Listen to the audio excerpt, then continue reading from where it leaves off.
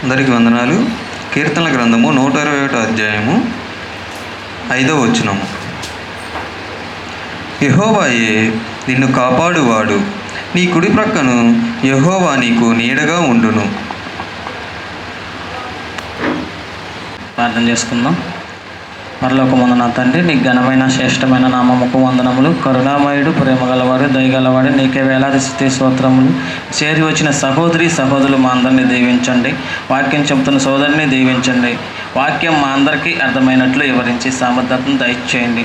ఎన్న వాక్యం ప్రకారం జీవించినట్లు చేయమని పెప్పువైన యేసుక్రీస్తు నామములో అడిగి వేడుకొని బతిమాలుకుంటున్నాము తండ్రి, ఆమేన్. ప్రార్థనలో నడిపించిన నవీన్ బ్రదర్కి ప్రత్యేకమైన వందనాలు. ఈ సమయం ముందు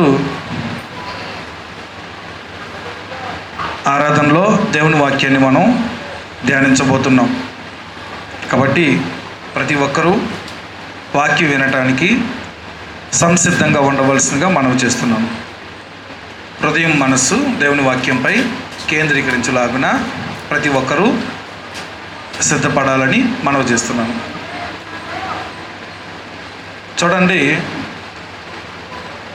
మనల్ని అందరినీ, భూమి మీద ప్రతి ఒక్కరిని, ప్రతి మనిషిని కాపాడుతున్నది ఎవరు? దేవుడు. దేవుడు కాపాడుతున్నాడు కాబట్టి మనము సంతృప్తిగా ఉన్నాము, సంతోషంగా ఉన్నాము, జీవించి ఉన్నాము. దేవుడు కానీ కాపాడకూడదు అనుకుంటే ఏం జరుగుతుంది? ఒక మనిషిని దేవుడు కాపాడకూడదు అని అనుకుంటే ఏం జరుగుతాయి అంటే ప్రమాదాల్లో పడతారు, ప్రాణాలు పోగొట్టుకుంటారు. ప్రకృతి విపత్తులు అంటారు. అవి ఎవరి అనుమతితో వస్తాయి? దేవుని అనుమతితో వస్తాయి. దేవుడు తీసుకునేటువంటి నిర్ణయం. కేరళలో ఎంతమంది చనిపోయారు వర్షాలకి? అక్కడ ఉన్నటువంటి కొండ ప్రాంతం అంతా కూడా ఎక్కువగా మట్టి ఉంటుంది అన్నమాట, రాళ్ళ కన్నా. మొత్తం కూడా కదిలిపోయి అక్కడ కట్టుకున్న ఇళ్ళన్నీ కూడా ఆ ప్రవాహంలో కొట్టుకుపోయినాయి. కాబట్టి చాలామంది జనం అక్కడ చనిపోయారు. చీమలు చనిపోయినట్టు చనిపోయారు, మట్టిలో కలిసిపోయి. దేవుని సహాయం లేకుండా, దేవుని కాపుదల లేకుండా ఏ వ్యక్తి కూడా గాలి పీల్చలేడు, మాట్లాడలేడు, తినలేడు, ఇంకా తాగలేడు, చెల్లించలేడు. దేవుని యందే మన యొక్క ఉనికి ఉన్నది. మనం దేవుని బట్టే చెల్లించుచున్నాము, మాట్లాడుచున్నాము. అందుకే దేవునికి కృతజ్ఞతలు క్షణక్షణం చెప్పుకోవచ్చు. మన యొక్క భక్తిని బట్టి, మనకున్న ప్రేమను బట్టి రోజు చెప్పొచ్చు, గంట గంటకి చెప్పొచ్చు. గుర్తుకొచ్చినప్పుడల్లా దేవునికి ఏం చెప్పొచ్చు? కృతజ్ఞతలు చెప్పొచ్చు, చెప్పాలి. ఆయన మాత్రమే కృతజ్ఞతలు చెప్పించుకోవటానికి అర్హుడు, పూజార్హుడు. భూమి మీద ఎవరు పూజార్హులు లేరు. ఎవరన్నా రెవరెండ్ అని పెట్టుకున్నారంటే దాని అర్థం ఏంటి? నేను పూజార్హుని అని అర్థం. దేవుడు మాత్రమే పూజార్హుడు అని ఉంది బైబిల్లో. సాతానికి మొక్కమని సాతాను అడిగితే యేసుక్రీస్తు వారు ఏం చెప్పారు? యెహోవాకు మాత్రమే మొక్కాలి, దేవుడు మాత్రమే పూజార్హుడు. అది తెలుసుకోకుండా మనము ఎవరిని కూడా దేవుని స్థానంలో పెట్టకూడదు. ఎందుకంటే మనల్ని సృష్టించింది ఆయనే, మనం కాపాడుతుంది ఆయనే, మనకు తెగుళ్ళు రాకుండా కాపాడుతుంది ఆయనే, మంచి నిద్రను దయచేస్తుంది ఆయనే, మంచి ఈవులను బహుమానాలు దయచేస్తుంది ఆయనే. కాబట్టి దేవుడు కాపాడకుండా ఏ వ్యక్తిలో కూడా అభివృద్ధి అనేది ఉండదు. మరి మనలను కాపాడే దేవుణ్ణి మనం నిర్లక్ష్యపరుస్తున్నామా, ప్రేమిస్తున్నామా అన్నది పరిశీలించుకోవాలి. దేవునికి మన ఎడల కోపం వస్తే జరిగేది ఏంటంటే శిక్ష ద్వారా మనలను సరైన మార్గాల్లో పెట్టడానికి ప్రయత్నం చేస్తాడు. శిక్షించుట ద్వారా. శిక్షించటం అంటే ఏంటి? మనకు ఎంత అవసరమైనవి దేవుడు దూరం చేస్తాడు. ఏమని గుర్తు చేసుకోవాలి అప్పుడు? దేవుడిచ్చాడు, దేవుడే తీసుకున్నాడు అంటారా? ఏం గుర్తు రావాలి? ఎందుకని నాకున్న ఇంత మంచి వాతావరణము పాడైపోయింది. దేవుని యొక్క ఉగ్రత, దేవుని యొక్క కోపానికి నేను గురయ్యానేమో అనుకోవాలి తప్ప, నేను యోబు లాంటి వాడిని, అలాగే అబ్రహాం లాంటి వాడిని అనుకొని నా యొక్క విశ్వాసానికి పరీక్ష వచ్చిందని ఆ స్థాయికి అప్పుడే వెళ్ళొద్దు. మనం ఇంకా స్టార్టింగ్లోనే ఉన్నాం. మనకున్నటువంటి అవసరతలు, మనకున్నటువంటి సంతోషాలు దూరం అవుతున్నాయి అంటే, మనశ్శాంతి లేదు అంటే ఏం గుర్తుపెట్టుకోవాలి? దేవుణ్ణి నేను నిర్లక్ష్యపరుస్తున్నాను, నా సృష్టికర్తను నిర్లక్ష్యపరుస్తున్నాను, నన్ను కాపాడే దేవుణ్ణి నేను నిర్లక్ష్యంగా చూస్తున్నాను అని అర్థం.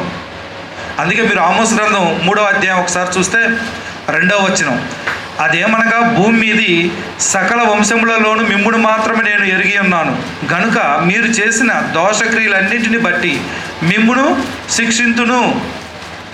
దేవుడు కరుణామయుడే కాదు, దేవుడు ఉగ్రుడు. దేవుడు ఎవరైనా సన్మార్గాలు విడిచిపెట్టి ఆయన ప్రజలన్న పేరు పెట్టుకొని ఇష్టానుసారంగా జీవించే వ్యక్తులను ఖచ్చితంగా దేవుడు ఏం చేస్తున్నాడు? శిక్షిస్తానంటున్నాడు. నా ప్రజలన్న దేవుడే మీరు నిజంగా నా ప్రజలే అనటానికి గుర్తుగా ఏం చేస్తున్నాడు? శిక్షిస్తున్నాడంటే బాధ్యత. దేవుడు అక్కడ బాధ్యతగా వ్యవహరిస్తున్నాడు అని. శిక్షలు కావాలా వద్దా? ఎప్పుడు కావాలి? మన హృదయం కఠినమైనప్పుడు, ఇతరుల యొక్క ప్రభావం మన మీద పడి ఇతరులు మనల్ని పాడు చేస్తూ ఉన్నప్పుడు, మన వాక్యానికి దూరంగా ఉన్నప్పుడు, హృదయంలో వాక్యం నివసించినప్పుడు దేవుడు మనల్ని ప్రేమించి ఏం చేస్తాడు? శిక్షిస్తాడు. కాబట్టి సమ్మతిప్పకుండా ఇద్దరు కూడి నడుతురా అని ప్రశ్నిస్తున్నారు. ఎవరి మీద కూడా మనం చాడీలు చెప్పొద్దు. ఇద్దరు కూడా సమ్మతించే నడుస్తున్నారు. నన్ను వాళ్ళు పాడు చేశారు, వీళ్ళు పాడు చేశారు, వీరి ప్రభావం నా మీద పడింది, నీ యొక్క ప్రవర్తన నచ్చక నేను ఆరాధనకు రావట్లేదు, ఆరాధనలో ఎవరూ నాకు సహకరించట్లేదు, సహాయం చేయట్లేదు, సభ్యులు ఎవరు కూడా నాకు నచ్చట్లేదు అంటే సమస్య ఎవరిది? నీదే సమస్య. పచ్చకామర్లు వచ్చిన వ్యక్తికి లోకమంతా పచ్చగా కనపడుద్ది అంటారు. ఇక్కడ ఏంటి? ఆరాధనలో జరగాల్సిందేంటి? నీకు దేవునికి మధ్య నువ్వు ఆత్మీయ బలులు సమర్పించడానికి వచ్చావు, ఇంకంతే. పక్కవారు ఎవరు నీకు కనిపించకూడదు. కనిపిస్తారా? పక్కవారు ఎవరు నీకు కనిపించకూడదు. స్పూన్లో నిమ్మకాయ పెట్టి గేమ్ ఆడిస్తారు, గుర్తుందా? గెలిస్తే 5,000 రూపాయలు బహుమతి అన్నారనుకోండి, మీరు ఆ స్పూన్లో ఉన్నటువంటి ఆ నిమ్మకాయ అంకే చూస్తారా, పక్కన లెక్క చూస్తారా? ఎందుకు? జాగ్రత్తగా లైన్ దాటితే 5,000 వస్తాయి. మనం కూడా అంతే. నేను ఎలా ప్రవర్తిస్తున్నాను దేవునికి వ్యతిరేకంగా, వాళ్ళు ఎలా ప్రవర్తిస్తున్నారు, వీళ్ళు ఎలా ప్రవర్తిస్తున్నారు అంటే ఎవరికి వారికి శిక్ష ఉంటుంది. శిక్షించే దేవుడు, నొచ్చుకునేది మనం కాదు, శిక్షించేది మనం కాదు. దేవుడు పరిపాలిస్తున్నాడు. సంఘము క్రీస్తు అధికారం కింద ఉంది. మీరు చెప్తేనే తెలిసిద్ది ఆ దేవునికి. అన్నీ గమనిస్తూ ఉంటాడు. ఎవరికి తగ్గ ప్రతిఫలం వారికి ఇస్తూనే ఉంటాడు. కాబట్టి మీరు మీ యొక్క దురాశలను బట్టి ఇతరులతో స్నేహం చేసి మీ జీవితాలు మీరు పాడు చేసుకోవాల్సిందే. ఇద్దరు సమ్మతించి నడవటం అంటే అది. ఇద్దరు ఒప్పుకున్నారనమాట. నీది నాది ఒకే మార్గము, నీ మార్గమే నా మార్గము అని. అలా ప్రతి వ్యక్తి పాడైపోతాడు. పాపం చేసి, ఇష్టపడి పాపం చేసి మార్గాలను విడిచిపెట్టి దేవుని ఉగ్రత కింద ఉంటారు. దేవుని ఉగ్రత కింద ఉన్నప్పుడు అప్పట్లో ఇశ్రాయేలీయులు దేవుని వ్యతిరేకించి దేవుని యొక్క నిబంధనను మీరినప్పుడు, తన ఇష్టానుసారంగా ప్రవర్తించినప్పుడు దేవుడు చూస్తూ ఉండాల. ఎందుకని? మరి దేవుని ప్రజలు కదా. మరి దేవుడు పరిపాలిస్తున్నప్పుడు తన ప్రజల యొక్క జీవితాల్లో తాను పరిపాలిస్తున్నాడు అంటానికి గుర్తుగా ఏం చేయాలి? ఖచ్చితంగా జోక్యం చేసుకోవాలి వద్దా? ఆ జోక్యం చేసుకుంటాడు. చూడండి 4వ అధ్యాయం 6వ వచనం, మీ పట్టణములన్నిటిలోనూ నేను మీకు దంతశుద్ధి కలగజేసినను, మీరున్న స్థలములన్నిటిలోనూ మీకు ఆహారం లేకుండా చేసినను, మీరు నా తట్టు తిరిగిన వారు కారు. మన జీవితాల్లో కూడా ఒక్కొక్కసారి ఒక పూట అన్నం తింటే ఒక పూట అన్నం వండకపోవచ్చు. ఒక్కొక్కసారి ఇంట్లో సరుకులు నిండుకొని ఉంటాయి. ఏం గుర్తు రావాలి? వాళ్ళు ఇవ్వలేదు, వీళ్ళు ఇవ్వలేదు, నేను వారి కోసం ఎదురు చూసా, వాళ్ళు ఇవ్వలేదు, వాళ్ళు ప్రేమించలేదు, వీళ్ళు ప్రేమించలేదు అంటారా? ఏం ప్రశ్నించుకోవాలి? నేను దేవునితో చేసిన నిబంధనలో కొనసాగుతున్నానా? నేను అసలు దేవుణ్ణి సంతోష పెడుతున్నానా? నేను ఏ విషయంలో దేవుడిని సంతోష పెడుతున్నాను? నా సృష్టికర్తను నేను ఎక్కడ నిర్లక్ష్యపరుస్తున్నాను? నాకు ఎక్కడ భయభక్తులు తగ్గిపోయినాయి? ఎలా ప్రశ్నించుకుంటారా? మనుషుల్ని గుర్తు చేసుకుంటారా? మనుషుల్ని తీసుకురామాకండి మధ్యలో. దేవుడు ప్రేమిస్తే నీకు తెలియని వ్యక్తి కూడా వచ్చి నిన్ను ప్రేమిస్తాడు. కాబట్టి మన యొక్క లోపాలు, మన యొక్క అవిధేయతలన్నీ కూడా వేరే వారి మీద రుద్దాల్సిన అవసరం లేదు. ఇక్కడ ఇశ్రాయేలీయులకి ఏమని చెప్తున్నాడు? మీరు నా తట్టు తిరిగిన వారు కారు, కంతే. మీరు నా తట్టు తిరగట్లేదు కాబట్టి నేను మిమ్మలను శిక్షిస్తున్నాను. ఏ విధంగా? ఆహారం లేకుండా చేశాడంట. అందుకే దేవుని యొక్క సెలవు లేకుండా మీరు ఒక్క ముద్ద కూడా తినలేరు. కంటి ముందు ఎదురుగా ఉన్నా కానీ అది మీ నోట్లోకి అయితే వెళ్ళదు. ఏదో పిల్లో కోడో వచ్చి దాన్ని నేలపాలు చేసింది. దేవుని యొక్క సెలవు లేకుండా మీ యొక్క కంటి ముందు ఉన్నటువంటి ఆహారం కూడా మీ నోట్లోకి వెళ్ళదు. అది నమ్మాలి అది. కాబట్టి దేవుడు అప్పట్లో ఎలా శిక్షించాడు వారిని? ఆహారం లేకుండా చేసినా కానీ వారు ఏం చేశారు? మీరు నా తట్టు తిరిగిన వారు కారు, ఇదే యెహోవా వాక్కు. మరియు కోతకాలమునకు ముందు 3 నెలలు వాన లేకుండా చేసి తిని, పైరు ఎదిగే సమయానికి ఇంకా వర్షం ఉంటే బాగా ఎదిగిద్ది. కానీ 3 నెలల ముందే దేవుడు ఏం చేశాడంట? వర్షాలు లేకుండా చేశాడంట. అప్పటికి కూడా వారు ఏమని ఆలోచించుకోలేదు, వర్షాలు దేవుని అనుమతితోనే పడతాయి. రైతులు ఏమని ఆలోచించుకోవాలి? మేఘాలను పూజించకూడదు. మేఘాలను సృష్టించినటువంటి, మేఘాలను కలగజేసినటువంటి దేవుణ్ణి కదా గుర్తు చేసుకోవాల్సింది. కాబట్టి ఇదేంటి? కోతకాలం దగ్గరకు వస్తుంది, ఇప్పుడు వర్షాలు పడే సమయము, కానీ వర్షాలు పడటం లేదు. వర్షాలు పడటం లేదంటే తాను పెట్టిన పెట్టుబడి అంతా వెనక్కి వచ్చిద్దా? రాదు. అప్పు చేసి పెట్టుబడి పెడతారు. ఆ అప్పుకి మళ్ళీ వడ్డీ వడ్డీ వడ్డీ పెరుగుతూ ఉంటుంది. కష్టాలు పెరుగుతున్నాయా లేదా? మనశ్శాంతి ఉంటుందా? ఆ అప్పు అలాగే ఉంటుంది. మీరేమనుకుంటారు? ఈ పంట పండించాను, ఈ పంట చేతికి వచ్చిన తర్వాత అమ్మి అప్పు తీరిస్తే కొంత మిగిలింది మనకి అనుకుంటారు. మీరు అనుకునేది ఒకటి, కానీ మీ హృదయాల్లో ఎవరికి స్థానం లేదు? దేవునికి స్థానం లేదు. దేవునికి ఇవ్వాల్సిన దేవునికి ఇవ్వటం లేదు. నష్టాలు, అప్పులు, ఆర్థిక సమస్యలు, ఇవి కూడా శిక్షలో భాగమే. దేవుని గుర్తు చేసుకోవడానికి దేవుడిచ్చే అవకాశం. ప్రాణమేం తీయట్లేదు కదా, ఏం చేస్తున్నాడు? ఒక దెబ్బ కొడుతున్నాడు అంతే. మీరు దేనికోసమైతే విత్తారో, ఏ ఉద్దేశంతో అయితే మీరు పంట వేశారో, ఆ ఉద్దేశం నెరవేర్చబడటం లేదంటే దేవుడు మనలను శిక్షిస్తున్నాడు అని. కాబట్టి ఈ విధంగా కోతకాలం ముందు 3 నెలలు వాన లేకుండా చేస్తుని ఒక పట్టణం మీద కురిపించి మరి ఒక పట్టణం మీద కురిపింపకపోతుని మేఘాలకు ఆజ్ఞేస్తాడు. ఇక్కడ వర్షాలు కురిస్తే అని అందరూ పైకి చూసి సంతోషపడతారు, బాగా మేఘాలు కమ్మిని అని. ఇంకొక అరగంట తర్వాత చూస్తే ఇక్కడ మేఘాలు ఎక్కడ ఉంటాయి? వేరే చోట ప్రయాణమై వెళ్తూ ఉంటాయి. అరే ఇక్కడ ఇప్పుడు దాకా నల్లగా పట్టిన ఈ మబ్బులు వేరే చోటకి వెళ్తున్నాయి ఏంటి అని. దేవుని పరిపాలన కింద అన్నీ ఉంటాయి. దేవుడు శిక్షిస్తే అక్కడ మేఘాలు వర్షింపవు. యేసుక్రీస్తు వారు వర్షాన్ని ఏం చేశాడు? ఆజ్ఞాపించాడా లేదా? తుఫాన్ని ఆజ్ఞాపిస్తే ఆగిపోయిందా? అంటే వర్షానికి కూడా చెవులు ఉంటాయి అన్నమాట. ఉంటాయా చెవులు? మనలా వినపడతాయా? మరి ఆగమంటే ఎందుకు ఆగిపోయింది? ఇలా అనగానే ఆగమని చెప్తే ఎందుకని? యేసుక్రీస్తు వారు చెప్పగానే వర్షం విన్నది అంటే వర్షానికి చెవులు ఉన్నాయి అన్నమాట. మనలాంటి చెవులు లేవు, కానీ దేవుని శక్తిని బట్టి ప్రకృతిలో ప్రతీదీ పనిచేస్తుంది. ఆయన మాటకున్న శక్తి అది. ఆయన మాటకున్న శక్తి. వర్షాలు లేకుండా ఎంతోమంది రైతులు సరైన సమయంలో పంట పండకుండా, సరైన సమయంలో కాపుకు రాకుండా, ఒకవేళ కాపుకు వచ్చిన తర్వాత వర్షాలు పడి వారు పెట్టిన పెట్టుబడికి వడ్డీలు పెరిగిపోయి ఎంతోమంది సూసైడ్ చేసుకుంటున్నారు లేదా? ఇది అందరికీ జరిగేదే అనుకుంటున్నారే కానీ నేను భూమి మీద జన్మించింది ఏ ఉద్దేశంతో అని ఏ ఒక్కరూ ప్రశ్నించుకోవట్లా. ఎన్ని శిక్షలు వచ్చినా కానీ అందరికి వస్తున్నాయి కదా శిక్షలు, నాకు వచ్చింది. శిక్షింపబడుతూ ఉంటారు, అలాగే క్షీణించిపోతూ ఉంటారు, నశించిపోతూ ఉంటారు. అందరిలాగే నాకు జరుగుతుంది అనుకుంటారే కానీ దేవుడు బలహీనులను బలపరుస్తాడని, మన పరిస్థితులు తారుమారు చేస్తాడని నమ్మే వాళ్ళు చాలా తక్కువ మంది.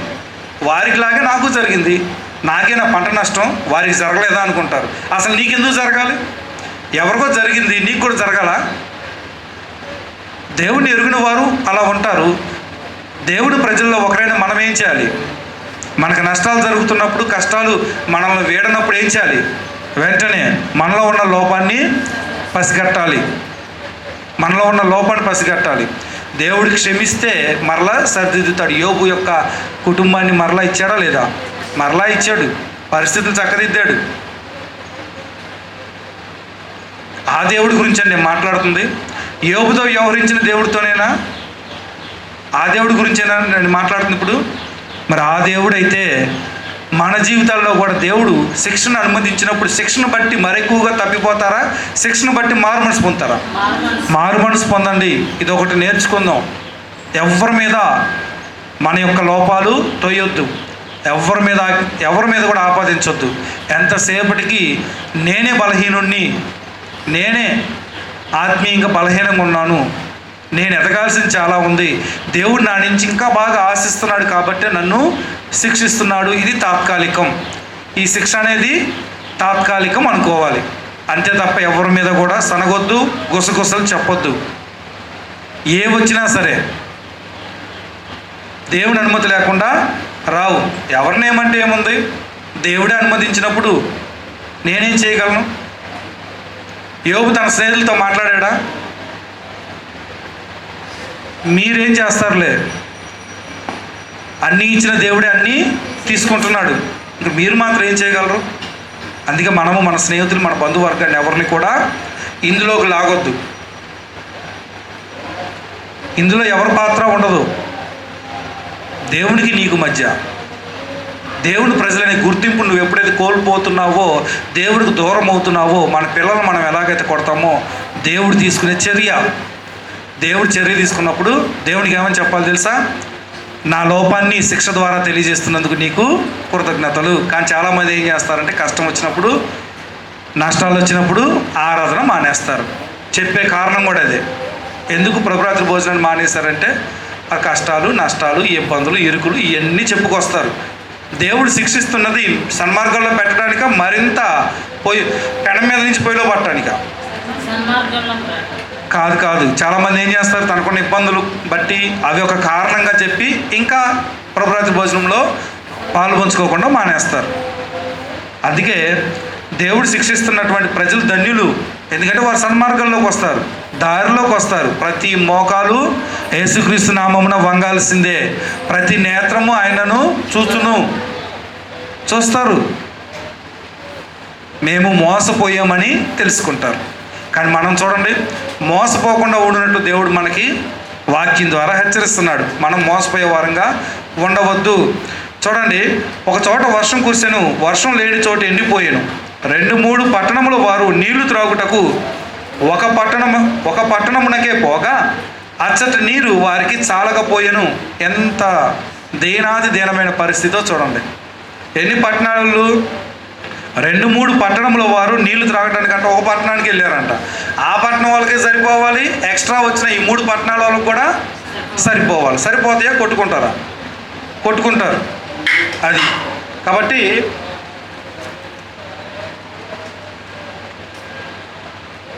గుర్తుపెట్టుకోండి,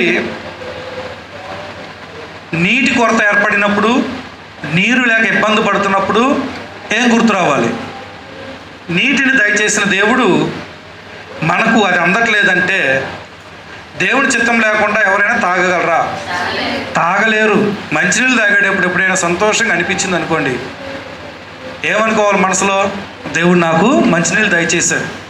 ఈ మంచినీళ్ళు లేక చాలా చోట్ల ఎంతో పొల్యూటెడ్ నీరు త్రాగి అనారోగ్యం పాలవుతున్నటువంటి ప్రాంతాలు చాలా ఉన్నాయి. కానీ మన దేవుడు ఎంత దీవించాడు, కానీ మనకు సంతృప్తి ఉండదు. ఏ నీళ్ళు అంటే ఆ నీళ్లు తాగుతున్నారు. బయట కొన్ని కిలోమీటర్లు వెళ్ళి బిందె మీద బిందె పెట్టుకొని తెచ్చుకుంటున్నారు. కానీ మనం చూడండి, మనం ఎంత గొప్పవారం అని చెప్పి మనం మంచినీళ్ళు తాగుతున్నామా? ఆయన ఇష్టం, దేవుని కృప, ఆయన మనల్ని కరుణించాడు, అంతే. దానికి సంతోషించండి, మరి ఎక్కువగా లోబడండి. ఆ మంచినీళ్ళు కూడా పెద్ద విషయమా అనుకుంటారేమో. మంచినీళ్ళు కొనుక్కొని తాగుతామని ఎవరైనా అనుకున్నారా? కొనుక్కొని తాగుతున్నామా లేదా? ముందు ఇంకా రేట్లు పెరిగిపోతాయి మంచినీళ్ళకి. దేవుడు వాటిని మనకు దూరం చేస్తున్నాడంటే మనం దేవునికి ఎంతో దూరం అవుతున్నామని తెలుసుకోండి. దేవునికి దూరం అయ్యేవారు భౌతిక ఆశీర్వాదాలు కోల్పోతారు. నీళ్లు దొరుకుతున్నప్పుడు రోజు స్నానం చేస్తారు. నీళ్లు లేని చోట ఏం చేస్తున్నారు? వారానికి ఒకసారి స్నానం చేస్తారు. ఎంత భయంకరమో చూడండి. అప్పుడప్పుడు స్నానం చేస్తే చర్మ వ్యాధులు, రోగాలు వస్తాయి రావా? వస్తాయి. భూమి మీద మనం ఇలా కాపాడబడుతూ శరీరానికి కావాల్సిన అవసరతలన్నీ దేవుడు దయచేస్తున్నాడంటే దేవుడు మనల్ని ఎంతగానో కాపాడుతున్నాడు. కానీ ఎవ్వరూ గమనించట్లా.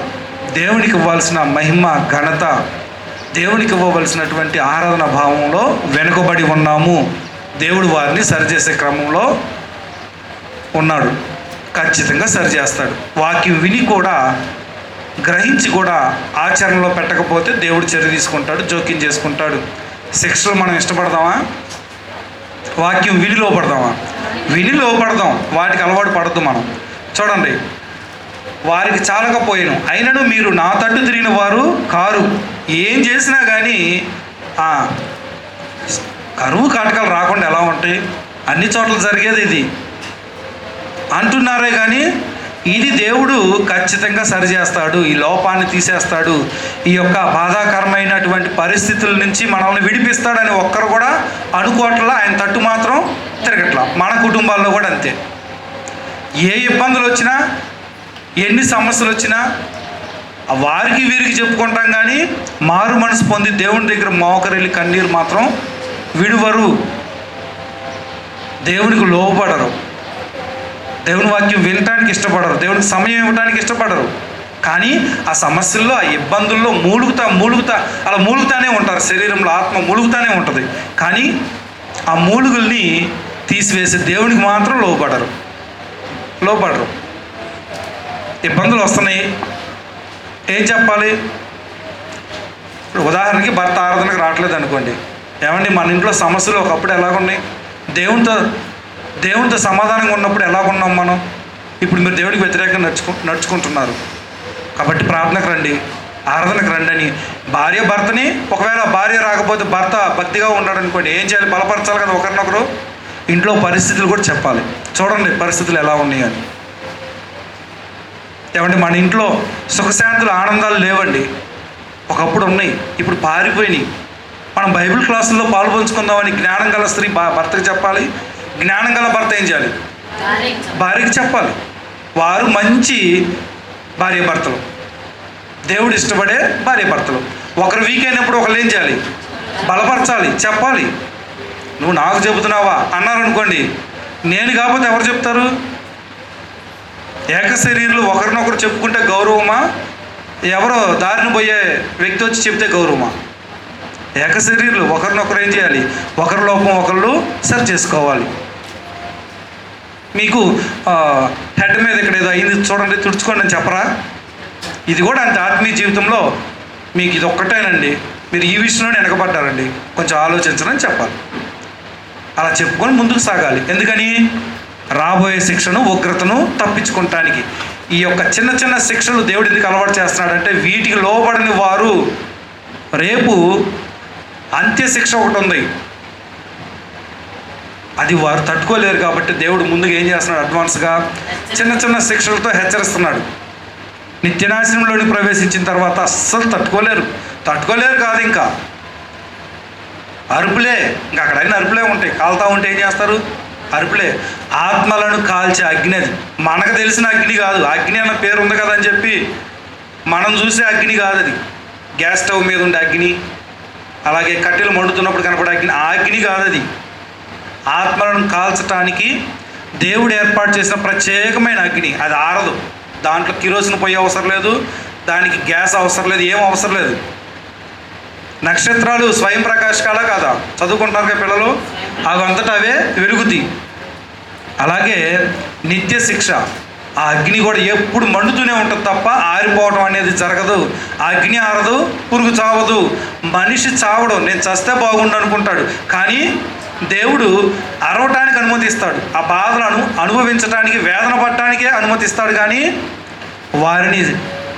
వారికి ఆ శిక్షను తీయటానికి కానీ వారికి ప్రాణం పోవటం అనేది దేవుడు అనుమతించాడు. అసలు ప్రాణం పోవటం అంటే ఏంటి? ఆ అగ్నిలోకి వెళ్ళటమే ప్రాణం పోగొట్టుకుంటాం. అగ్నిలోనికి వెళ్ళటమే, నిత్య అగ్నిలోనికి వెళ్ళటాన్ని ఏమంటారు? నశించిన వారు, నశించిన ఆత్మలు. ఇంకేం నశించాలి? అక్కడ స్తుతి ఉండదు, దేవుని ఆరాధించటం ఉండదు, దేవుని కీర్తించటం ఉండదు, అక్కడ పరిశుద్ధుల సహవాసం ఉండదు. నీలాంటి వాళ్ళే ఉంటారు. అందరూ నీలాంటి మనస్తత్వం కలిగిన వాళ్ళే ఉంటారు. వారు అరుస్తూ ఉంటారు. కొన్ని 1 నెల, 2 నెలల, 3 నెలల, యుగాలు అంటే ఎంత భయంకరమో చూడండి. దేవుడు బైబిల్లో రాయించినవి అన్నీ జరుగుతూనే ఉన్నాయి. జరగాల్సింది తీర్పు. ఖచ్చితంగా జరిగిద్దా జరగదా? 99 జరిగి 100ది జరిగిద్దా జరగదా? జరిగిద్ది. దేవునికి భయపడండి. ఎవరు మెప్పు పొందడానికి ప్రయత్నం చేయొద్దు. దేవునికి మాత్రమే మనం భయపడదాము. చూడండి, మరియు మీ సస్యములను ఎండు తెగులు చేతను కాటుకు చేతను నేను పాడు చేసి తిని, గొంగళి పురుగు వచ్చి మీ విస్తారమైన వనములను, ద్రాక్ష తోటలను, అంజూరపు చెట్లను, ఒలివ చెట్లను తినివేసెను. అయినను మీరు నా తట్టు తిరిగిన వారు కారు. మీరు ఎంతో ఆశతో నాటారు, మీరెంతో ఆశతో ఫలములు కోసుకుందాం అనుకున్నారు, కానీ నాటేటప్పుడు ప్రార్థన చేసుకోవాలా? పొలంలో విత్తనాలు విత్తేటప్పుడు ప్రార్థన చేయాల? దేవునికి స్తుతి తెలపలా? స్తుతించలేదు. ఏ మంచి పని చేసినా దానికి ముందు ఎవరు చెప్పుకోవాలి? దేవుడికి చెప్పుకోవాలి.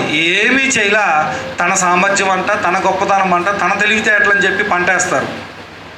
కానీ దేవుడు ఏం చేస్తున్నాడు? దేవుడి మీద ఆధారపడిన వ్యక్తులకు బుద్ధి చెబుతున్నాడు.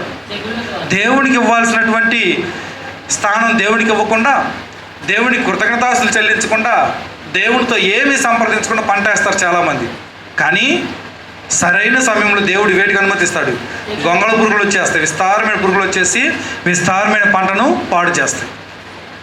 దేవుడు పంపించినటువంటి ఆ పురుగులను ఎవరు నాశనం చేయలేరు. దేవుడిపై ఆధారపడటం ఎలాగో దేవుడు నేర్పిస్తాడు శిక్ష ద్వారా. నష్టపోయి మారు మనసు పొందుతామా? నష్టపడక ముందే వాక్యం విని అంగీకరిద్దాం.